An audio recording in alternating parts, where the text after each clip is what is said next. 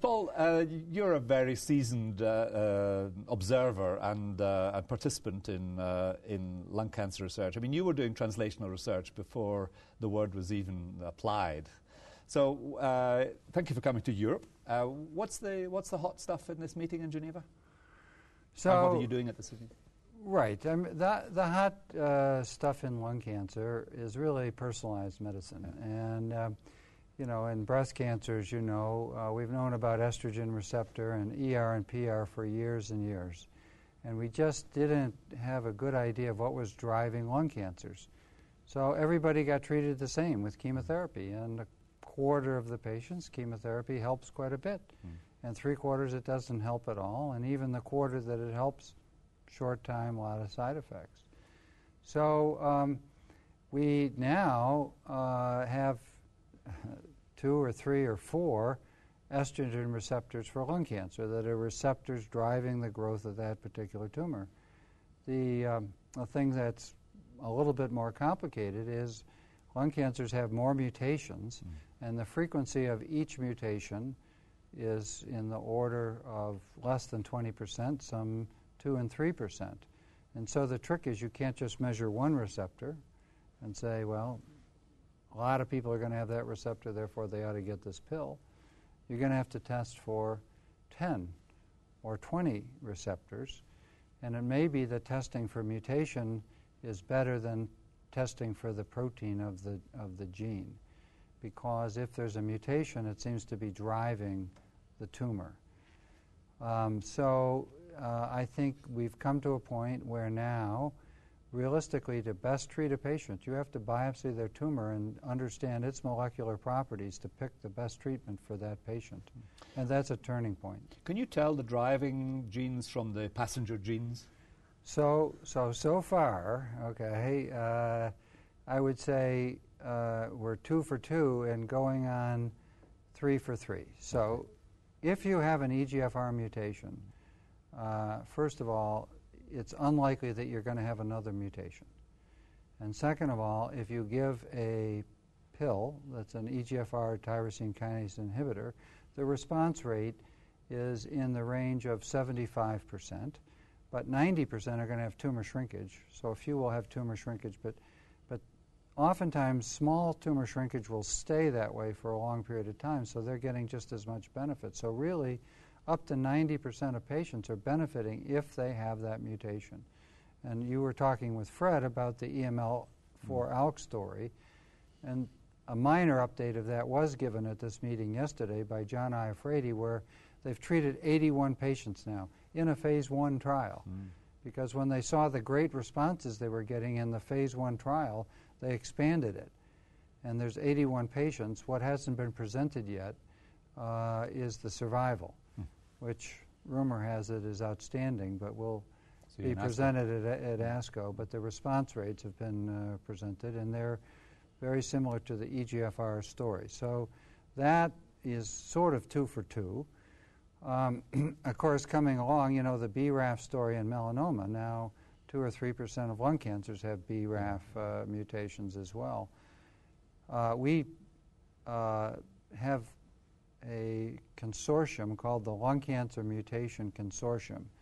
So as you know, in EGFR, there are several hotspots for mutations. So you can't just measure one hotspot, and all the other genes are the same thing. You may have mutations in 2, 3, or 4 spots that end up doing the same biologic feature.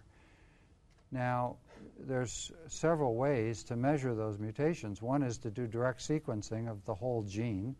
Of course, then you'll find them all.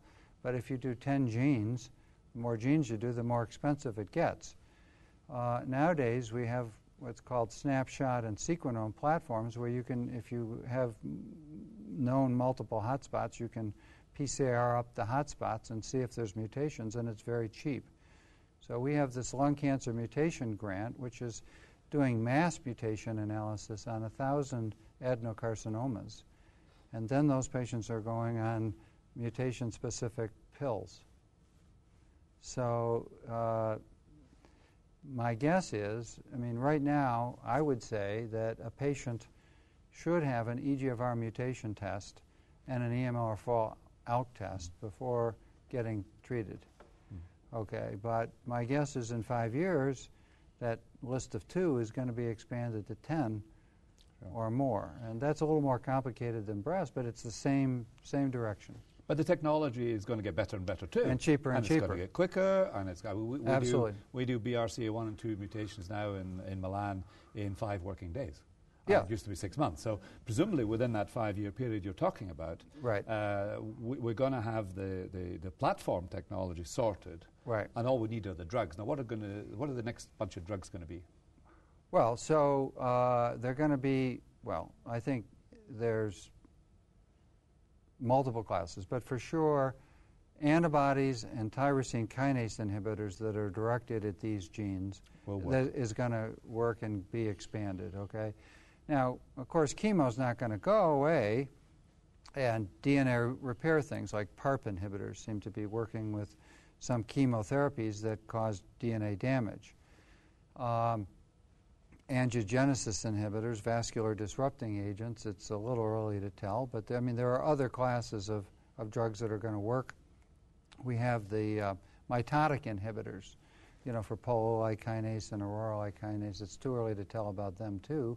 So it won't be just tyrosine kinase inhibitors and antibodies, but, you know, if I was a venture capital investor, I would set some priorities for investing my bets.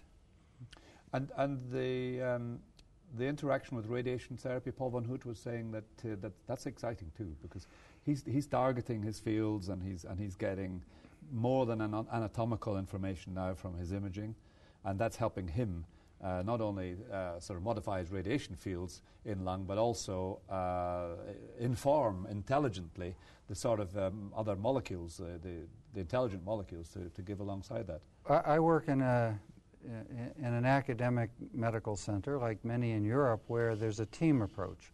So we have the thoracic surgeons and the radiotherapists and the pulmonologists and the pathologists and medical oncologists all working together for lung cancer patients. Everything has gotten better. Yep. Okay, thoracic surgery, it's amazing.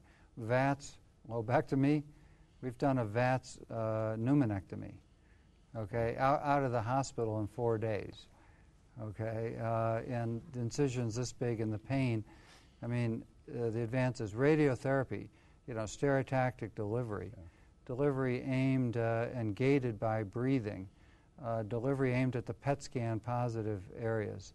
The advances have not just been in drug, but drug treatment for sure. How do you roll that model out, Sir Paul? Now, not everybody's in academic centres like you and me. Now, how do you roll it out? Because lung cancer is a very, very common disease, and especially in women in the West, is not looking any like going away. That's an outstanding question. You know, probably the biggest mistakes that are made on pathology and radiology. Misinterpretation of the pathology and the radiology scan. And it would be easy to say, well, you just do this in a community hospital, but it's complicated. You've got to have the pathologist and the radiologist trained as well. And the mutation testing, okay, that's an equally important question. Are there going to be commercial labs? Will a country set up one lab? You know, how is that going to roll out into the practical community? After all, our goal is to cure people if they come from the smallest town or the biggest town.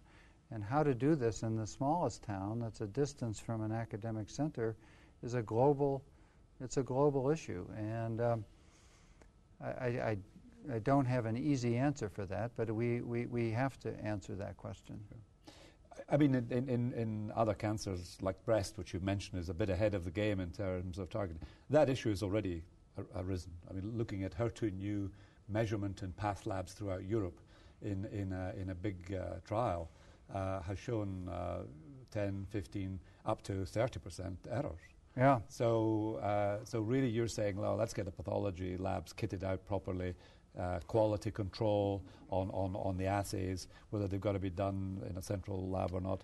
And then also, I mean, the radiology should be easier to quantitate because it's all digitalized. You can just send it up line via satellite or whatever. But it's actually more than just the molecular testing. One can say to a certain extent that's easy, but you know, the pathologist still has to take the tumor.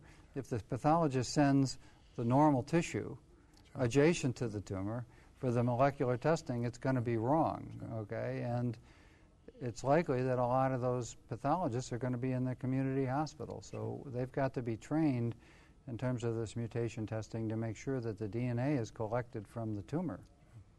Yes, a lot of it seems to be quite basic. It's like how you collect, how you preserve, how do you conserve, and so on. We maybe need to take this message to the pathology meetings. Thanks very much indeed, Paul. I appreciate your time.